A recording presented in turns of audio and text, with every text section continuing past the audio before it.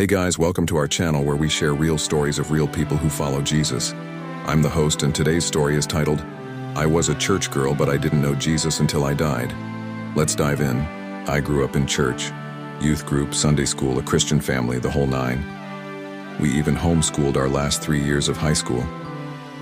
I knew all the right answers, but nothing could prepare me for the moment my heart stopped beating. 1 second I was laying in the hospital bed, the next I was standing in front of a great light. Not a white light, but a radiant, glorious light. Suddenly I realized something terrifying. I knew about Jesus, but I never really knew him. All my life I had sung songs about him. I'd heard countless sermons about him. But it wasn't until I died that I realized I'd only known about him. And then I saw him, Jesus, standing there in front of me, looking at me with eyes full of both sorrow and love. Then he asked me one question. Did you ever truly give me your heart? So here's the truth. I was a good girl. I didn't drink. I didn't party. I read my Bible occasionally. But inside, I was empty. I went to church because it was expected. I prayed because I was scared. Not because I was in love with God, but because I was afraid of hell. I struggled with insecurity, anxiety, shame I didn't talk about. I compared myself constantly to others, always feeling like I was never enough. And deep down, I wondered if God even noticed me. I said I believed in God, but I didn't know how to actually walk with him. My faith wasn't real, it was religion, and I didn't know that until I flatlined. Here's what happened next. I was in the hospital for a simple procedure, nothing major. But there were complications. I lost too much blood. I remember the alarms going off, the nurses panicking, the doctor coming in, and then everything went quiet. No sound, no pain, just silence. Then I stood up, and I realized I was in this vast, radiant place. Not heaven, but somewhere between, and in front of me was Jesus.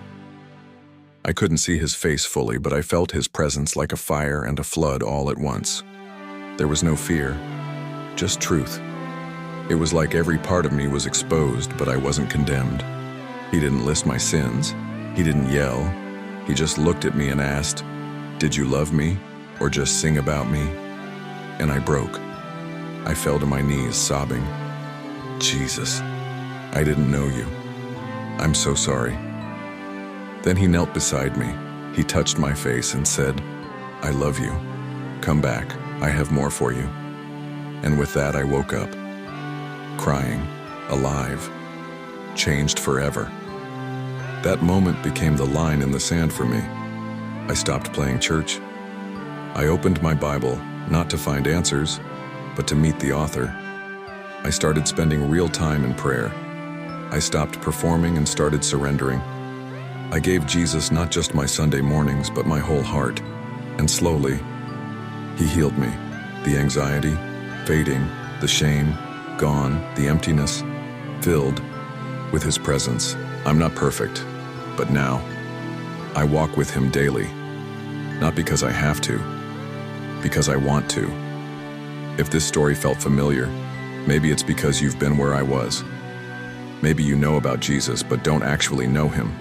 Let me tell you, he's real. He's alive. And he's not looking for perfect people. He's looking for surrendered hearts. If you're ready to go deeper, comment below, "Jesus, I'm yours." And subscribe for more stories like this. Real people, real faith, real transformation. You're not too far, and it's not too late. Jesus is calling.